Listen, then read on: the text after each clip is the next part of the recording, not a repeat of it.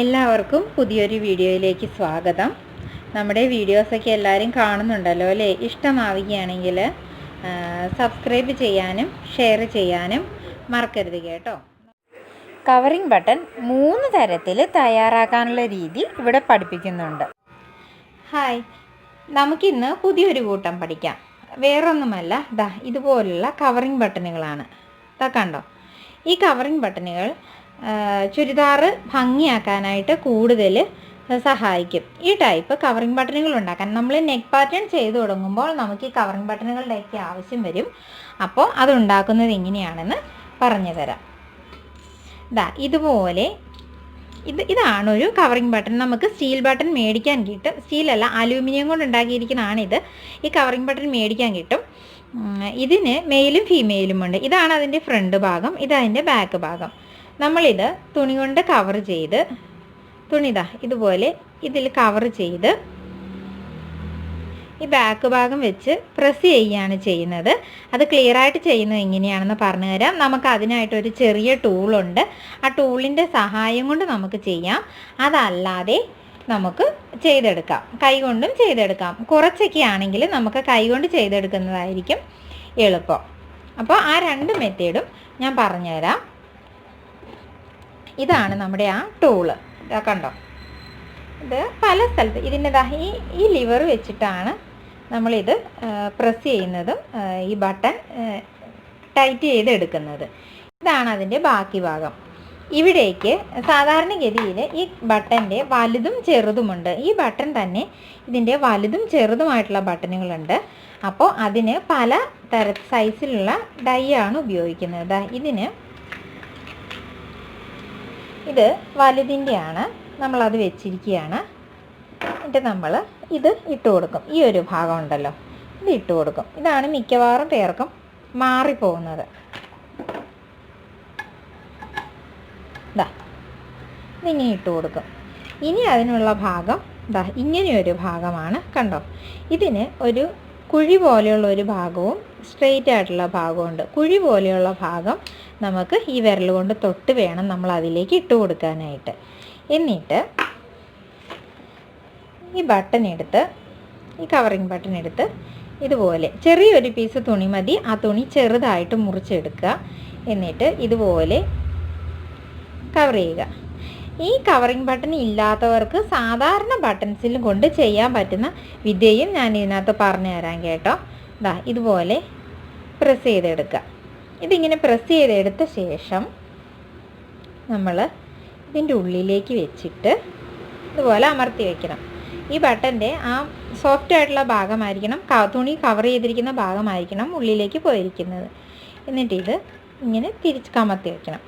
എന്നിട്ട് ഈ ലിവർ നമ്മളൊന്ന് അനക്കി കൊടുക്കുമ്പോൾ കണ്ടോ, ആ ബട്ടൺ റെഡിയായി.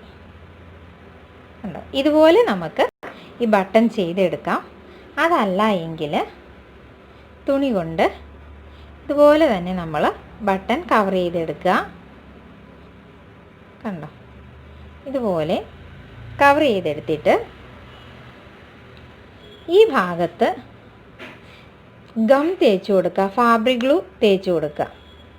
അപ്പോൾ അതവിടെ ഇരുന്നോളും. അല്ല എങ്കിൽ ഇത് ഈ ഹോളിൽ കൂടിയാണ് നമ്മൾ സൂചി നൂലും കോർത്ത് ഇത് തയ്ച്ചെടുക്കുന്നത്. പക്ഷേ അത് പറഞ്ഞു പോരാനുള്ള സാധ്യതയുണ്ട്. കഴിയുമ്പോൾ ഉള്ള കുഴപ്പം എന്താണ്? ഒരു ചെറിയ പ്രശ്നമേ ഉള്ളൂ. ഈ വിഷയത്തിൽ ഈ ടൂൾ ഉപയോഗിച്ച് നമുക്ക് ചെയ്യുമ്പോൾ എത്രയും പെട്ടെന്ന് നമുക്ക് ചെയ്തെടുത്ത് ചുരിദാറിലേക്ക് പിടിപ്പിക്കാൻ പറ്റും. പക്ഷേ ഗം ഉപയോഗിച്ച് കഴിഞ്ഞാൽ അത് കുറേ നേരം ഇങ്ങനെ തുറന്ന് വെച്ച് ആ ഗം ഉണങ്ങി കഴിഞ്ഞ ശേഷം മാത്രമേ നമുക്ക് ചെയ്യാൻ പറ്റുള്ളൂ. പക്ഷേ അതും സക്സസ് ആണ്. വീട്ടിൽ ചെയ്യുന്നവർക്ക് അങ്ങനെ ചെയ്താൽ മതി. കാരണം വർഷങ്ങളായി അതുപോലെ ഈ ടൂൾ വാങ്ങിക്കുന്നതിന് മുമ്പ് അതുപോലെ ചെയ്തിട്ടുള്ള ചുരിദാറുകൾ ഇപ്പോഴും എൻ്റെ അടുത്തുണ്ട്. ഈ ബട്ടൺസ് ഒന്നും പറഞ്ഞു പോയിട്ടില്ല. ചെയ്യുമ്പോൾ നമ്മളത് വൃത്തിയായിട്ട് തന്നെ ചെയ്യണമെന്നേ ഉള്ളൂ. ഇനി ഈ ടൂളും ഇല്ല, ഈ ടൈപ്പ് ബട്ടൺസും കിട്ടാനില്ലാത്തവർക്ക് വേണ്ടിയിട്ടുള്ള ഒരു ഐഡിയ കൂടി പറഞ്ഞുതരാം. ഇതുപോലുള്ള ഒരു ബട്ടൺസ് എടുക്കുക. നമുക്ക് ആവശ്യമുള്ള തുണി അത് ഇതുപോലെ ഇങ്ങനെ കവർ ചെയ്ത് വെക്കുക. ഇതിപ്പോൾ ലൈനിങ് തുണിയാണ് ഞാൻ എടുത്തിരിക്കുന്നത്. നമ്മളെപ്പോഴും ബോട്ടത്തിൻ്റെ തുണി കട്ടിയുള്ള തുണികളായിരിക്കുമല്ലോ എടുക്കുക. ഇതുപോലെ കൈ കൊണ്ട് ഇതിങ്ങനെ കവർ ചെയ്ത് വെച്ചിട്ട് ഈ ഭാഗം നമ്മൾ സൂചിയിൽ നൂല് കോർത്ത് തുമ്പ് കെട്ടിട്ടെടുത്തിട്ട് ഈ ഭാഗം നമ്മൾ ഇതുപോലെ അപ്പുറത്തോട്ടും ഇപ്പുറത്തോട്ടും ഒക്കെ തുന്നി കൊടുത്താൽ മതി. അത് ലാസ്റ്റ് വരുമ്പോൾ നല്ല വൃത്തിയായിക്കോളും.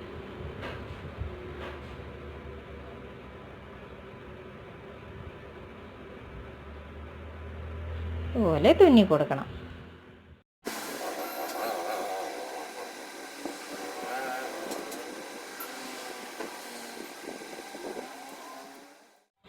നമ്മുടെ കവറിങ് ബട്ടൺ റെഡി ആയിട്ടുണ്ട്. ബട്ടൺസ് വെച്ച് ചെയ്തിരിക്കുന്ന ഈ ഹോള് കാണുന്നത് ഇത് ലൈനിങ് തുണി ആയതുകൊണ്ടാണ്. കട്ടിയുള്ള തുണി വെച്ച് വരുമ്പോൾ ഈ ഹോള് കാണില്ല. എന്നിട്ട് ഈ ഭാഗം ഇതുപോലെ തുണിയിലേക്ക് വെച്ച് പ്രസ് ചെയ്ത് തയ്ച്ചു കൊടുത്താലും മതിയാകും. ഈ ചുറ്റും തയ്ച്ച് പിടിപ്പിക്കണമെന്നില്ല, ഈ ഒരു സെൻറ്റർ ഭാഗം തന്നെ നമുക്ക് തയ്ച്ചു കൊടുത്താൽ മതിയാവും. അപ്പോൾ കവറിങ് ബട്ടൺ പിടിപ്പിക്കുന്ന കാര്യവും പഠിച്ചു കാണുമല്ലോ അല്ലേ? ഇനി നമുക്ക് ചുരിദാറിൻ്റെ നെക്ക് ബട്ടൺ ചെയ്യാൻ വേണ്ടിയിട്ടാണ് ഞാൻ ഈ കവറിങ് ബട്ടണുകളുടെ കാര്യമൊക്കെ പഠിപ്പിച്ചു തരുന്നത്. ഇതിപ്പോൾ നമ്മൾ ചെയ്തെടുത്ത കവറിങ് ബട്ടണാണ്.